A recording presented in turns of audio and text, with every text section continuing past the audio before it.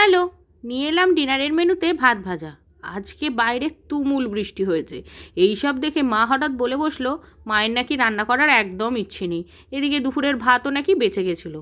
তখন আমি কোমর বেঁধে লেগে পড়লাম দেশির জুগাড়ু করতে। আর এদিকে দেখো কড়াই বসিয়ে ফোড়ন দিতেই ভুলে গেছি। না, তারপর অবশ্য ফোড়নটা দিয়েছিলাম গোটা গরম মশলা আর জিরে। তারপর আলু, পেঁয়াজ আর বরবটি লঙ্কা দিয়ে নুন হলুদ দিয়ে ভেজে নিলাম। ওপর থেকে দিয়ে দিলাম সেই সকালের বেঁচে যাওয়া ভাতটা। তারপরে আবার কায়দা মেরে ওপর থেকে দিলাম একটু সয়া সস আর গোলমরিচ। তারপরে কি মিক্সিং মিক্সিং মিক্সিং আর মিক্সিং মিক্সিং মিক্সিং, ব্যাস রেডি গরমা গরম ভাত ভাজা। মাকে বললাম দেখলে তো, না তোমার ভাত নষ্ট হলো আর একটা দেশি জুগাড়ও তৈরি হয়ে গেল। আমার তো খুব ভাল লাগে, আমি জানি তোমরাও সবাই মোটামুটি বানাতে পারো, তাও আমি একটু স্টাইলটা করেই দিলাম। ওহো, স্যালাডটা অবশ্য মাই কেটে দিয়েছিল।